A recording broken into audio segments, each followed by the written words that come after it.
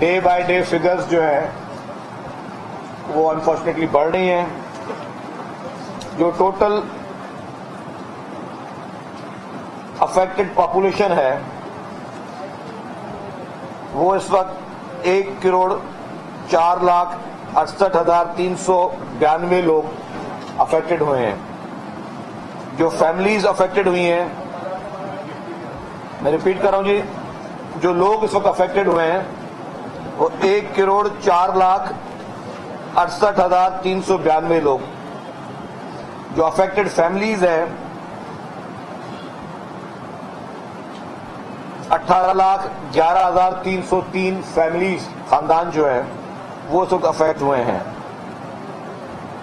इस वक्त जो डेथ्स हुई हैं, जैसे मैंने बताया 577 है, इसमें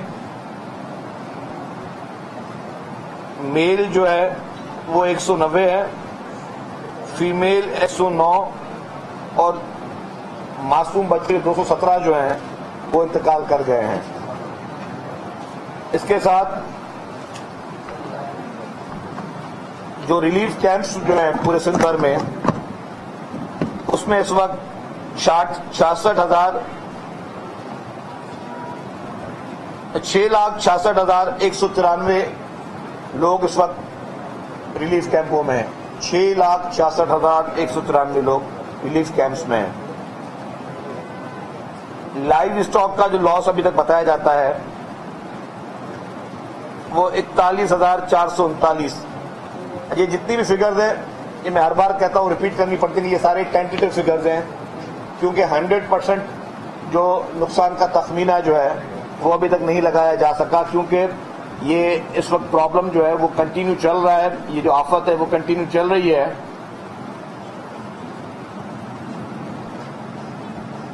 क्रॉप्स का मैं आपको पहले ही बता चुके हैं और फिर मैं रिपीट कर रहा हूं। 44,26,431 एकड़, 44,26,431 एकड़ जमीन जो इस वक्त जो क्रॉप थी जिसमें, वो मुकम्मल तौर पर तबाह हो चुकी है और वो पानी के इस वक्त अंदर है। तो जितनी बड़ी ये कैटास्ट्रॉफी है और जितना बड़ा ये कुदरती आफत है, इसको तमाम लोग इस वक्त फेस कर रहे हैं। कल की सूरत हाल भी मैंने आपको बताया कि जिस तरह ना चाहते हुए भी मंचर लेक को कट लगाना पड़ा, जिसकी वजह से वहां पे 5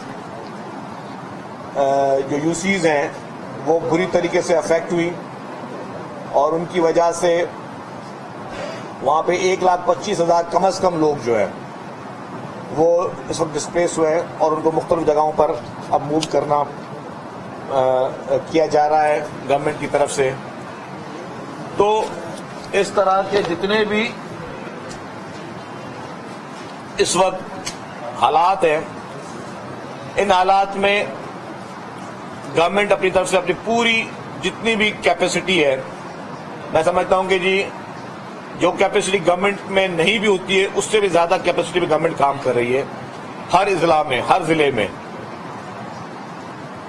हर जिले में डिस्ट्रिक्ट की इंतजामिया, सूबाई इंतजामिया, political leadership, chief minister, ministers, MPS, MNS, हमारी पाक फौज, हमारी नेवी, हमारे एयरफोर्स, तमाम इदारे इस वक्त एक लिजान में बैठकर कोशिश कर रहे हैं कि जी लोगों को इस वक्त इस मुसीबत से निकाला जा सके। मैं इसको रिपीट कर रहा हूं कि हमारी 3 मरहले हैं ये। पहला मरहला है रेस्क्यू का। हर हाल में जब आपको पता चलता है कि जी कहां पे कोई आफत आई है या कहां पे आफत आने वाली है, फौरी तौर पर आपको उन लोगों को एडवांस में रेस्क्यू करना है या फिर हालात खराब होने के बाद रेस्क्यू करना है। फर्स्ट प्रायोरिटी रेस्क्यू है, सेकेंड प्रायोरिटी उनको रिलीफ पहुंचाना। रिलीफ के बाद जो थर्ड और बहुत मोस्ट इंपॉर्टेंट है, फिर उनको आपने रिहेबिलिटेशन, उनको वापस अपनी जगह पर जब पानी निकल जाए, उनके घर जो गिर गए, लाखों की तादाद में मकानात गिर गए, लाखों की तादाद में लोगों की फैमिलीज जो डिस्प्लेस हुई हैं, उनको वापस रिहेबिलिट करना है। अब मैं थोड़ा हैदराबाद के हवाले से आ जाऊं। हैदराबाद की इंतजामिया ने, डिप्टी कमिश्नर साहब ने और उनके पूरी टीम ने एक अच्छी एक टेंट सिटी बनाई है। वो टेंट सिटी जो है आप सब लोगों ने देखी भी है, लेबर कॉलोनी के साथ उसको कायम किया गया है। उसके लिए गवर्नमेंट उनको जिस तरह 2 टाइम पर खाना दे रही है, मेडिकल फैसिलिटीज वहां दे रही है, पीने का पानी दे रही है, सारी चीजें दे रही है। तो मैंने 2 दिन पहले रिक्वेस्ट की थी अदील साहब से कि जी, क्योंकि गवर्नमेंट इस वक्त बहुत ज्यादा एंगेज है इन चीजों में, क्योंकि ये भी एक प्रेशर है जो कि एक रूटीन का प्रेशर नहीं होता कि आपने रोजाना लाखों अफराद को कुक्ड फूड प्रोवाइड करना है, क्योंकि ये कभी गवर्नमेंट की प्रैक्टिस रही नहीं है कि गवर्नमेंट का ये वैसे नॉर्मली ये चीजें उसमें नहीं आती कि जी आपने रोजाना खाना बनवाना है, फिर वहां पहुंचवाना है, फिर लोगों को वहां पे डिलीवर करवाना है, फिर वहां से वापस उनको लेके आना है, फिर सेकंड टाइम आपने लेके जाना है और ये सारी प्रैक्टिस करनी है। तो मैंने कहा जी गवर्नमेंट बहुत एंगेज है, आपसे हम गुजारिश करते हैं कि जी आप हमें वहां पे, क्योंकि लोग वहां पे आए हुए हैं, तो कुछ अगर चारपाइयों का, बिस्तरों का बंदोबस्त कर सके तो आई एम ग्रेटफुल कि इन्होंने मेरी रिक्वेस्ट को एक्सेप्ट किया। और अदील साहब ने आज ही वो पहुंचा रहे हैं वहां पे, चारपाइयां भिजवा रहे हैं, पिलोज भिजवा रहे हैं, चादरें भिजवा रहे हैं, तो हम उसके लिए इनके शुक्रगुजार हैं। अभी एक और बात जो है, हैदराबाद चैम्बर से के हवाले से मेरी अमीन से बात हुई है और एक मीटिंग फिर शबीर मेमन साहब मेरी कल करवा रहे हैं आबाद हैदराबाद से।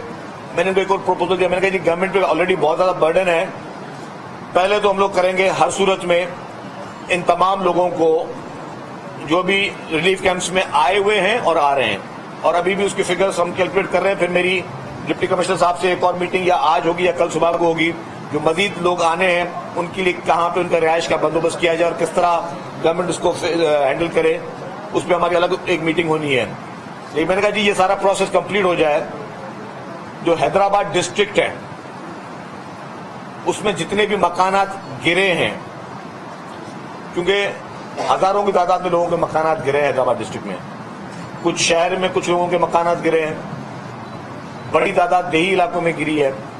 तो हमने एक चीज पे प्रिंसिपली एग्री किया है चैम्बर ऑफ कॉमर्स ने, और फिर हम कल जब आबाद से मिलेंगे कल या परसों, कि हम एक हैदराबाद चैम्बर और आबाद के एक ज्वाइंट एक कमेटी बना के, और उसमें डिस्ट्रिक्ट एडमिनिस्ट्रेशन के कुछ लोग होंगे, एक हम अकाउंट बनाएंगे, उसमें शुरुआत डोनेशन की सियासतदान करेंगे, फिर बिजनेस कम्युनिटी भी करेगी, सब करेंगे। हमने कहा कि जी हैदराबाद डिस्ट्रिक्ट में जितने भी मकानात गिरे हैं वो फिर हम खुद बनाएं और उसके पूरे काम की सुपरविजन आबाद भी करे, चैम्बर ऑफ कॉमर्स एक एक पैसे की उसकी सुपरविजन करे, तो उन लोगों को मकानात जो रिहेबिलिटेशन वो खुद हम लोग हैदराबाद के लोग ही अपने हैदराबाद के लोगों के लिए करें, उसमें हम किसी और पे बर्डन ना डालें। तो उस पर प्रिंसिपली मैं बहुत ज्यादा शुक्रगुजार हूं हैदराबाद चैम्बर ऑफ कॉमर्स का कि ये लोग अग्री इन्होंने किया है। हम अपनी कोशिश करेंगे और फिर अल्लाह ताला के हाथ में कि हमें कितनी कामयाबी उस कोशिश में मिलती है, हम कितना उस कोशिश में कामयाब होते हैं कि जो लोग जिनके मकानात, जिनकी छतें गिर गई हैं, जिनकी दीवारें गिर गई हैं, जिनके मकानात जमीन बोस हो गए हैं, जो लोग इस वक्त रिलीफ कैंपों में बैठे हुए हैं, तो जो हमारे एटलीस्ट हमारे वैसे प्रोविंशियल गवर्नमेंट के अलग रिहेबिलिटेशन के प्लान्स है वो थ्रू आउट करेगी, लेकिन एटलीस्ट क्योंकि हर मुसीबत के वक्त में जब प्रोविंशियल गवर्नमेंट करेगी या फेडरल गवर्नमेंट करेगी उस पर डेफिनेटली टाइम लगेगा। तो हम पैरेलल अभी जो हम कर सकते हैं काम, जितना काम हम कर सकते हैं, हो सकता है कि हम लोग 100% कामयाब हो जाए, हो सकता है हम लोग 50% कामयाब हो जाए, तो जितना परसेंट भी हम कामयाब हो सकते हम फौरी तौर पर जहां पे वो चीज हम कर सकते हैं उस पर हम अपना रोल प्ले करें। और मैं शुक्रगुजार हूं हैदराबाद चैम्बर ऑफ कॉमर्स का, और फिर आबाद की तरफ से भी हमें शबीर साहब ने हमें एश्योरेंस दी है कि उनको भी इसमें हम शामिल करेंगे। तो ये एक अच्छी शुरुआत हम करने जा रहे हैं। मैं समझता हूं कि जी किसी भी कामयाब कौम के लिए एक होना बड़ा इंपॉर्टेंट होता है। आपको याद होना चाहिए जब सैलाब से पहले जब ज़िलज़िले आए थे तो पूरी पाकिस्तानी कौम एक हो गई थी।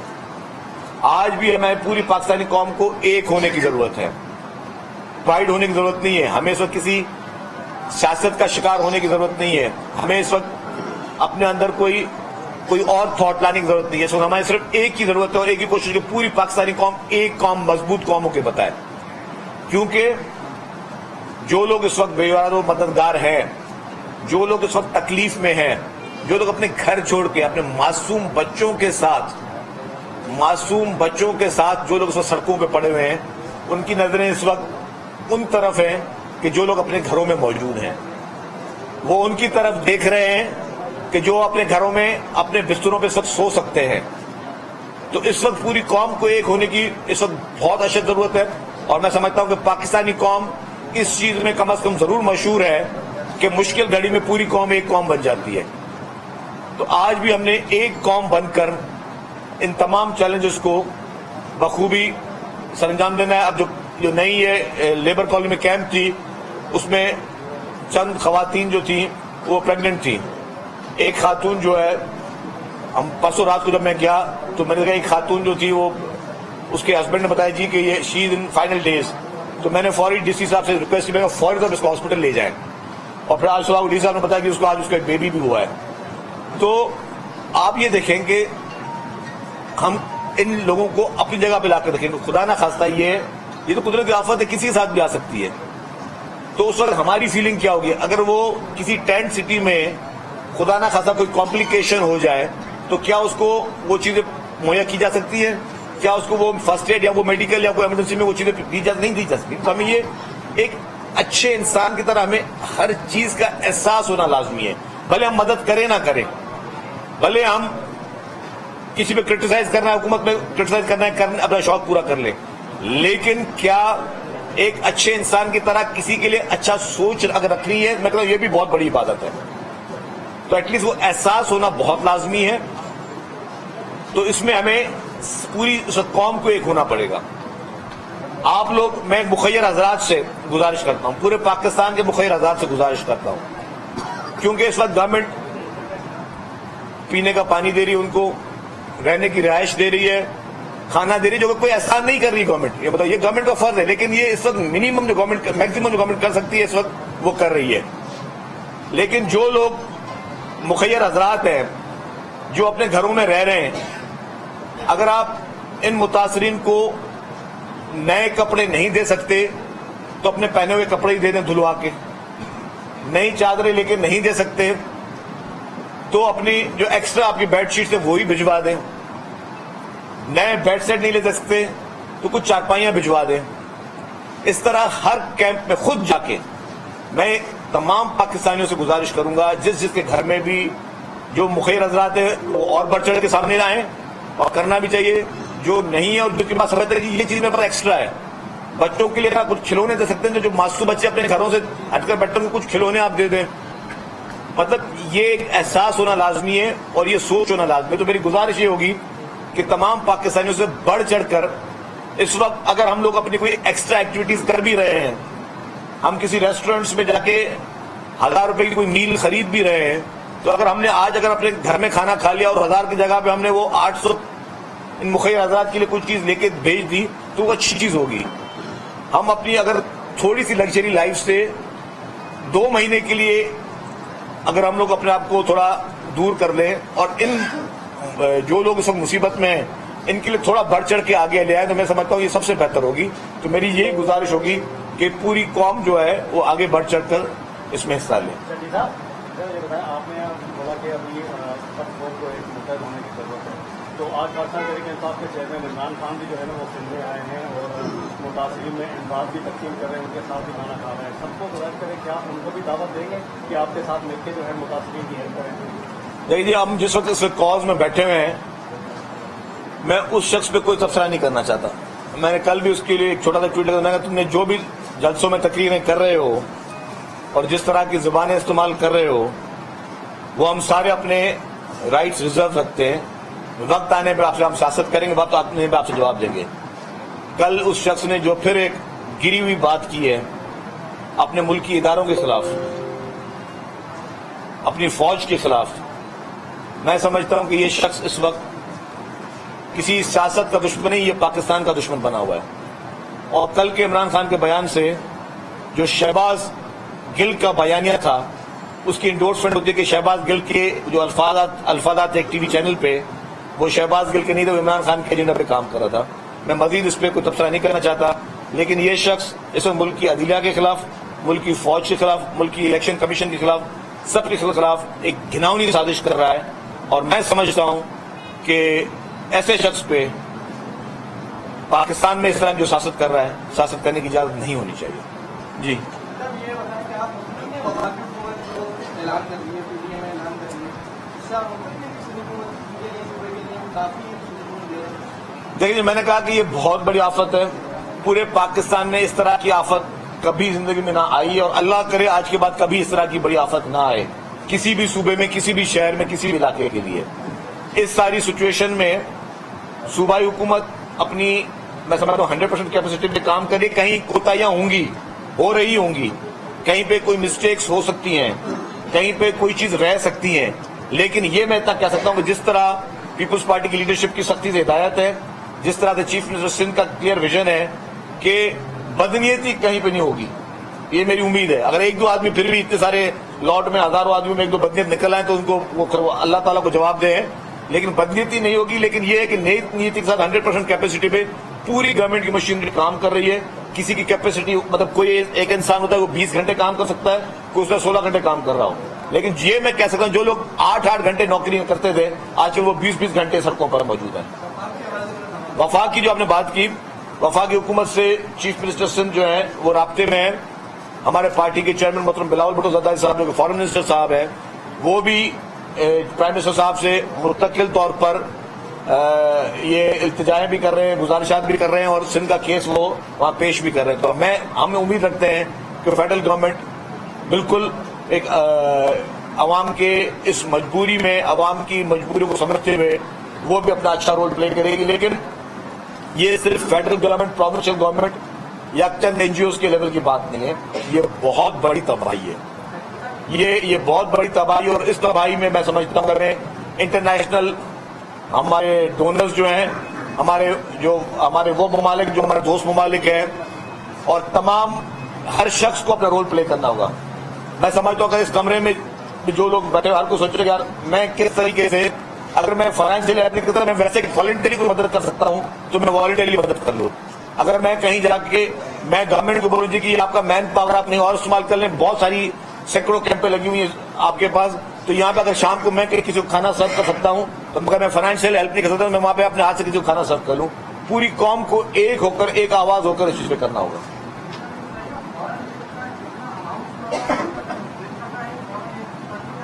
देखिए जी, फॉरेन एड का बहुत बड़ी, मैं समझता हूं जब चेयरमैन पाकिस्तान पीपुल्स पार्टी बिलावल भुट्टो ज़रदारी साहब ने एज ए फॉरेन मिनिस्टर जब यूनाइटेड नेशन में ये सारा केस रखा, तो बहुत बड़े वादे हुए थे, बहुत बड़ी कमिटमेंट्स हुई थी, और डेफिनेटली वो पूरी होना शुरू भी हो गई। कुछ एड जो आपको सामान की मद में मिल रही है, जो कि मुख्तलिफ ममालिक भेज रहे हैं, डेली आप देख रहे हैं कि जहाज उतर रहे हैं, और फिर वो एनडीएमए के जरिए उसकी डिस्ट्रीब्यूशन हो रही है। तो इस तरीके से जो कमिटमेंट्स हुई हैं इंशाल्लाह वो पूरी होंगी, और ये सबने मिलकर ही करना होगा इस चीज को।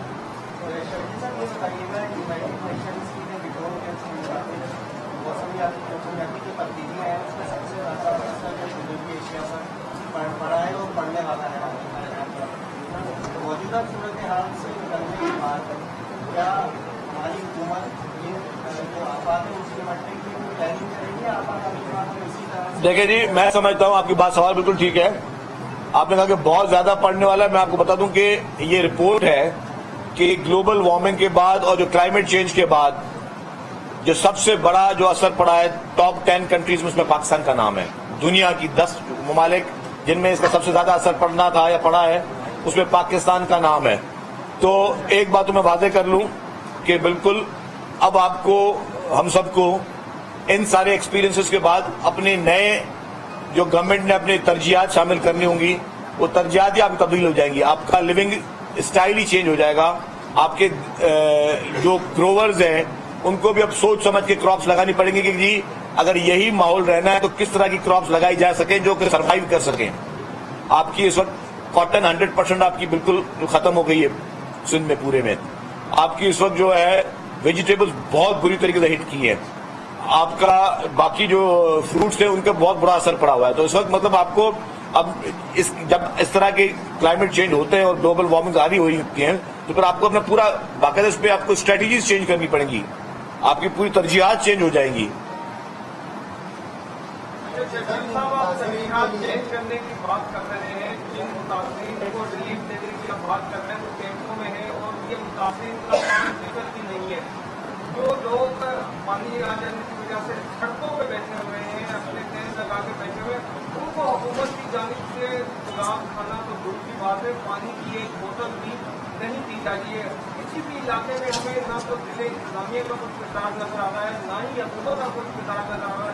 तो आप समझते हैं कि ये ज्यादा जो मुस्लिम है वो लोग हैं जो अपने घरों से सड़कों के किनारों पे आके बैठ गए। देखिए जी, मुझे आप जिस इलाके की बात करें, मुझे उसको ऑनेस्टली स्पीकिंग इल्म नहीं है। मुझे इतने अपने इलाके का पता है। अगर मैं हैदराबाद की बात करूं, और हैदराबाद में डेफिनेटली 3-4 ऑर्गेनाइजेशंस काम कर रही हैं। सबसे बड़ा काम डिस्ट्रिक्ट गवर्नमेंट कर रही है, फिर और कुछ मुखिर हजरात कर रहे हैं। अगर मैं रूरल की बात करूं, रूरल में भी कुछ लोग कर रहे हैं। ठीक है, मुझे ये पता है कि वहां पे जो लोग चारपाइयों पे भी बैठे हैं, जो रोडों पे बैठे हैं, उनको भी खाना बाकायदा नॉक करके दिया जा रहा है। एक एक चीज में एविडेंस आपको दे सकता हूं, मेरे पास वीडियो अभी मोबाइल में भी मौजूद है। तो वहां भी कुछ फाउंडेशन है, वो अपना काम कर रहे हैं। हर जगह पर लोग अपना काम कर रहे हैं। लेकिन देखिए, बात सुने, अब उस कैंप्स का भी बता दूं। गवर्नमेंट ने 10 सिटीज आइडेंटिफाई किए, सबको कहा है आप आगे 10 सिटीज में रहें। 2 किस्म के मुतासरीन हैं। एक मुतासरीन ऐसे हैं जिनके पास माल मवेशी नहीं है, वो 10 सिटीज में आ रहे हैं। एक वो मुतासरीन है जिनका माल मवेशी और बड़ा कीमती माल मवेशी है, वो 10 सिटीज में नहीं आ रहे। उनको फिर वो जहां जगह मिल रही है वो वहां पर ठहर रहे हैं। मतलब मैं अगर आपको हैदराबाद की बात बताऊं, तो वो जो मुतासरीन जो 10 सिटीज में नहीं आ रहे, जिनके माल मवेशी, उनको भी गांव जाकर, मतलब हमारे लिए तो आसान है कि एक जगह पे अगर सब जमा हो तो फूड सर्व करना इजी है। लेकिन जिस गांव में 5 घर या 10 घर भी अगर रोडों पे बैठे हैं, तो वहां पे भी खाना डिस्ट्रीब्यूट कर रहे हैं, वहां पे जाके। अगर उसके अलावा कोई रह गया हो तो मतलब उसका नॉलेज में ना हो, कोई रह गया अलग बात है, वरना मतलब ऐसा कोई उसमें पॉलिसी की चीज नहीं है, ऐसी कोई चीज नहीं, बाकायदा वहां पहुंचा रहे हैं खाना। बाकी सामान जो ले जाए जा रहे हैं, उसकी वजह से भीड़ भाड़ की शिकायत है। आपने बहुत जबरदस्त सवाल किया है जी। ये मैं चाह रहा था कि कोई मुझे एक मौका मिल जाए ये बात करने का। कि मेरे ज़हन में आ गई बात। हमने अखबार में भी एक इश्तिहार चलाया है, और मैं ये अपील 3-4 दफा कर चुका हूं। एक दफा फिर मैं अपील कर रहा हूं, और मैं टीवी चैनल से गुजारिशात करता हूं कि बराए मेहरबानी वो चीज गौर से देख लें। हमारा मकसद ही है कि जो मुखय्यर हजरात या एनजीओज जो चाहते हैं कि जी वो खुद लोगों की मदद करें और खुद अपने हाथ से लोगों को देना चाहते हैं, हमने उनके लिए भी एक अपील की हुई है।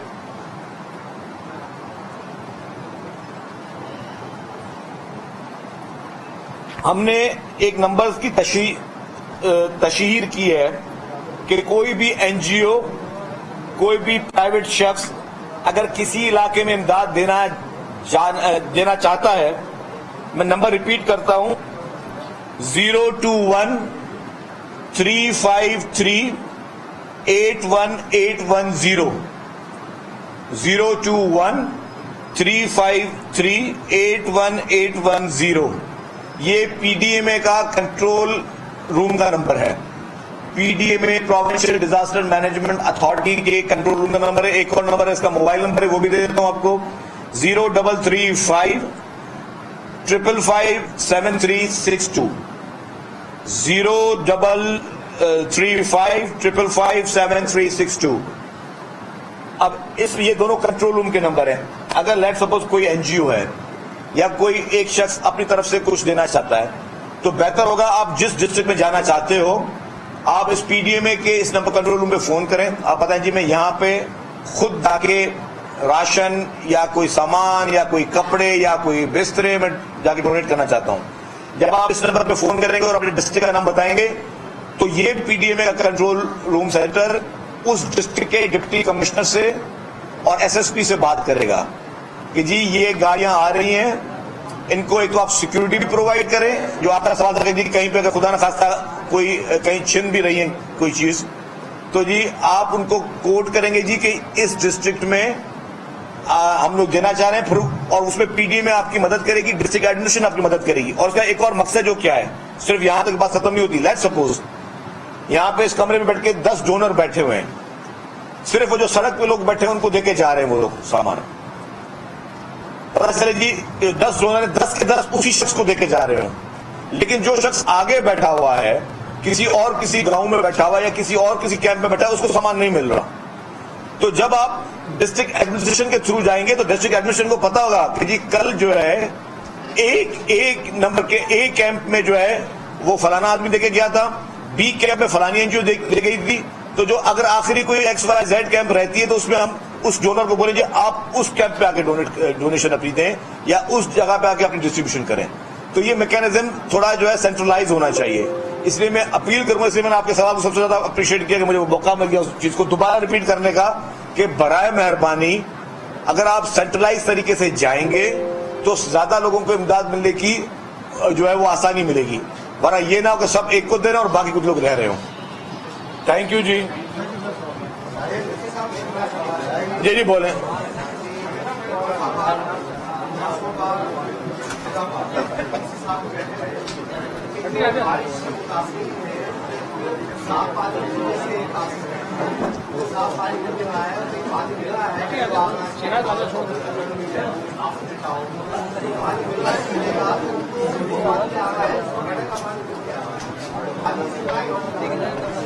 देखिए जी, आपका जो सवाल है बड़ा वैलिड क्वेश्चन है। वो भी इस वक्त आपने देखा होगा कि जितनी बारिश हैदराबाद में पड़ी, डिस्ट्रिक्ट मैनेजमेंट ने खड़े होकर आपको इस वक्त हैदराबाद ऑलमोस्ट मैं कह सकता हूं ड्राई है। हो सकता है गलियां रह गई, लेकिन most of the area Hyderabad का मोर देन 95% ड्राई है। अब जाहिर है जब इतना बड़ा क्लाइमेट हुई है तो पानी की लाइनें गटर लाइनें काफी जगहों पे चौक भी हो गई हैं और प्रॉब्लम भी आए हैं। इस बार गवर्नमेंट की प्रायोरिटी ये है कि हम पहले इंफ्रास्ट्रक्चर को बनाए फिर रोड को बनाए। एक चीज मैं और बताना भूल गया, जो इस वक्त रोड नेटवर्क में बात, अभी मेरी सेक्रेटरी लोकल गवर्नमेंट से और सेक्रेटरी वर्क सर्विस से बात हुई है।